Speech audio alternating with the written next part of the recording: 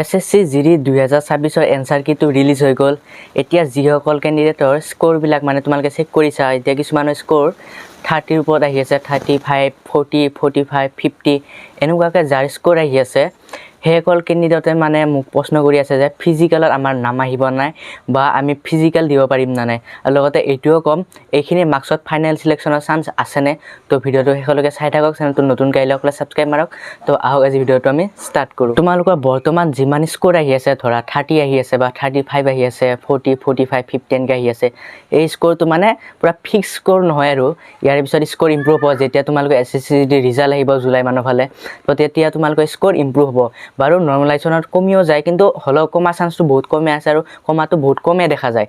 তো তোমালোকে এক্সপেক্ট ৰাখিব পাৰা যে স্ক'ৰ ইম্প্ৰুভ হ'ব। তো ইম্প্ৰুভ হ'লেও তোমালোকৰ যিসকলৰ 35 আহি আছে, যদি অলপমান ইনক্ৰিজ হৈ কিনে তোমালোকৰ 40 বা তাৰ ওপৰত যাব, যিসকল 50 আহি আছে তো হয়তো 60 প্লাছো যাব পাৰে। তো এনেকৈ মুঠতে 8, 10, 12 এনেকৈ আৰু ওপৰত তাৰো বেছিও হয় ইনক্ৰিজ, কিন্তু কিমানলৈকে ইনক্ৰিজ হয় ডাইৰেক্টলি ক'ব নোৱাৰি, বহুতলৈকে ইনক্ৰিজ হয়, কিন্তু 10, 12, 14 এনেকৈ ইনক্ৰিজ হয় আৰু প্ৰত্যেকবাৰ। বৰ্তমান যিমান স্ক'ৰ আহি আছে তাৰ পৰা অলপমান ইনক্ৰিজ হ'ব বাৰু। তোমালোকৰ য'ত কিছুমান 35 আহি আছে, কি ঠিক 40ৰ ওপৰত যাব, যিবিলাকৰ 40, 45 আহি আছে 50ৰ ওপৰত যাব পাৰে। তো এনেকৈ মানে ইনক্ৰিজ হ'ব আৰু অলপমান হ'লেও। তো এতিয়া মেইন কথা হ'ল তোমালোকে ফিজিকেলত নাম আহিব নাই সেইখিনি স্ক'ৰত। চাওক 35ৰ ওপৰত থকাসকলৰ ফিজিকেলত 100% নাম আহিব। তোমালোকে ফিজিকেল দিবও পাৰিবা, কিন্তু মেইন কথা তোমালোকৰ যিসকলৰ কম স্ক'ৰ আহি আছে সেইসকলে ফিজিকেলত তোমালোকৰ নিজৰ ইচ্ছা, তোমালোকে যোৱা নোযোৱা। বাট এটা সঁচা কথা যিটো মই ক'ব খোজোঁ, আৰু যিসকল কেণ্ডিডেটে আজিলৈকে SSC জিডি ফিজিকেলত যাই পোৱা নাই বা যাব ইচ্ছা আছে সেইসকলে যাই চাব পাৰা। বাৰু সেইটো তোমালোকৰ কথা, কিন্তু তোমালোকে নিজেও জানা তোমালোকে 40, 50 মাৰ্কছত চিলেকশ্যন হ'বনে নহয়, তোমালোকে এইটো নিজেও জানা। তো সেইটো তোমালোকৰ নিজৰ ওপৰত। বাট যিসকলে যাই পোৱা নাই ফিজিকেলত সেইসকলে যাই চাব পাৰা, কেনেকুৱা কি প্ৰচেছ চাই আহিব পাৰা। হয়তো ময়ো যাই চাব পাৰোঁ এইবাৰ, একো ঠিক নাই, কাৰণ মোৰো সিমান মানে স্ক'ৰ আহি আছে। মেইন কথা তোমালোকে এইটোৱে যে 35 ইমান মানৰ ওপৰত যিসকলে পাইছা তোমালোকে ফিজিকেল দিব পাৰিবা। যদি ফিজিকেল দিব মন আছে ফিজিকেলত সাজু হোৱা, কিন্তু সেইখিনি মাৰ্কছত চিলেকশ্যনৰ এক্সপেক্টটো বহুতে কম আছে, বহুতে কম আশা আছে। বাকী যিসকলৰ তাৰ ওপৰত স্ক'ৰ আহি আছে, মানে 60ৰ ওপৰত স্ক'ৰ আহি আছে বা 60 মানো আহি আছে বা 55ৰ যিসকলে স্ক'ৰ আহি আছে সেইসকলে মানে এক্সপেক্ট ৰাখিব পাৰা, কাৰণ এইবাৰ কাট অফটো ইমান হাই নাযায়। বৰ্তমান যি কণ্ডিশ্যন দেখা পাইছোঁ ইফালে ইমান হাই যোৱা চান্স নাই বাৰু। কাট অফৰ কথা মই ক'ব নাযাওঁ, কিমান কাট অফ যাব কিমান নাযায় সেইটো কথা মই ক'ব নাযাওঁ। বাট এতিয়া তোমালোকে মনত ৰাখা যে যোৱাবাৰতকৈ অলপমান 2-4 নম্বৰ ইমান মানৰ ভিতৰতে কম বেছি হ'ব আৰু কাট অফটো।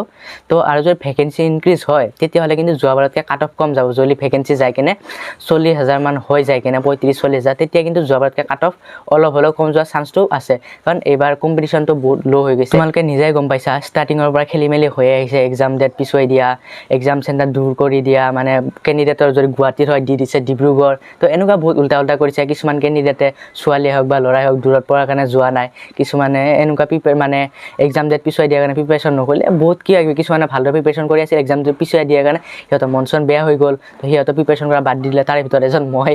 তো সেনেকৈ চাব গ'লে মানে আৰু বহুত কথা আছে, কিছুমান আৰু বেলেগো এক্সাম কিবা পেপাৰ লিক হোৱা, কিবা কিবি এক্সাম চেণ্টাৰ ইছ্যু হোৱা, তো বহুত কিছুমান ইছ্যু আছে আৰু মানে কৈ শেষ কৰিব নোৱাৰি সেনেকুৱা মানে। তো সেইবিলাকে চান্স, সেইবিলাকে মেইন কথা। আৰু এপ্লাইও কম হৈছে এইবাৰ যোৱাবাৰতকৈ, ভেকেঞ্চি যোৱাবাৰতকৈ ইমানো কম নাই আমাৰ অসমৰ কাৰণে। যোৱাবাৰ আমাৰ অসমৰ কাৰণে 5,000 ওপৰত ভেকেঞ্চি আছিল, এইবাৰ 3,000 ওপৰত আছে। তো ইমানো বেছি কম নাই, 3,000 ভেকেঞ্চিৰ ওপৰত আছে। তো 3,000 ভেকেঞ্চিও কিন্তু কম নহয়। তো সেইটো হিচাপত চাব গ'লে কাট অফ ইমান মানে হাই যোৱাৰ চান্স নাই। আৰু যদি ভেকেঞ্চি ইনক্ৰিজ হয় তো 5,000 মান এইবাৰ অসমৰ ভেকেঞ্চি হয় আহি কেনে 40,000 মান ওপৰত গ'লে এইবাৰ 5,000 ভেকেঞ্চি ওচৰা-ওচৰি হ'ব। তো সেনেকৈ যদি ভেকেঞ্চি তোমালোকে ইনক্ৰিজ হয় তো কাট অফ যোৱাবাৰ তুলনাত এইবাৰ কম যোৱা বহুত বেছি চান্স আছে। বাৰু এইটো গেৰাণ্টি দিব নোৱাৰি, কাট অফৰ কথা কোনোৱে নাজানে। আৰু মই এটা কমিউনিটি পোষ্ট কৰিছিলোঁ, মই সুধিছিলোঁ যে তোমালোকৰ 40 পৰা 60 ভিতৰত কিমান স্ক'ৰ আছে, বা 60 পৰা 80ৰ ওপৰত কিমান স্ক'ৰ আছে, বা 80 পৰা 100 মানে 120ৰ ওপৰত কিমান স্ক'ৰ আছে।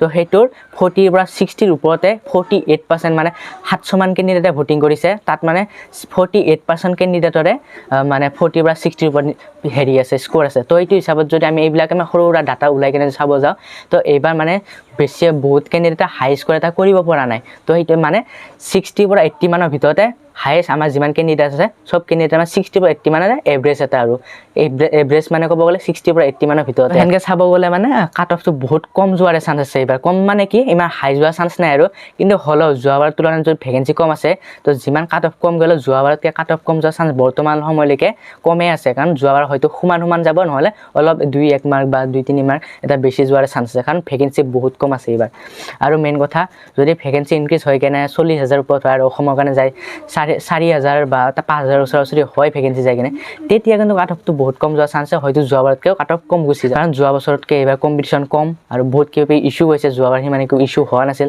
তো এইবিলাকে মেইন পইণ্ট আৰু য'ৰ পৰা আমি কাট অফটো কম যোৱাৰ এক্সপেক্ট ৰাখিব পাৰোঁ তো বাকী গাইজ তোমালোকে যদি ফিজিকেলৰ কাৰণে এতিয়া সাজু হোৱা তোমালোকক যদি ভাল শ্বুজ লাগে তো মই ডেছক্ৰিপশ্যনত কেইটামান শ্বুজ টেগ কৰিছোঁ তোমালোকে ল'ব পাৰা তাৰ পৰা আৰু তোমালোকক যদি SSCD আছাম পুলিচৰ বুক লাগে মই ডেছক্ৰিপশ্যনত টেগ কৰিছোঁ একদম মজা বুক হয় চিলেক্ট কৰি কেনে তো তোমালোকে অৰ্ডাৰ কৰিলে তাৰ পৰা অৰ্ডাৰ কৰিব পাৰা যিসকলে আছাম পুলিচৰ কাৰণে এতিয়া প্ৰিপেৰেশ্যন কৰিব বা চলাই গৈ আছে সেইসকলে মানে বুক চুক প্ৰয়োজন হয় না তো সেইকাৰণে টেগ কৰিছোঁ ল'ব পাৰা তো বাকী আজি ভিডিঅ'টো ইমান আছিলে চেনেলটো নতুনকৈ আহিলে ছাবস্ক্ৰাইব মাৰা তো বেলেগ ভিডিঅ' লগ পাইছোঁ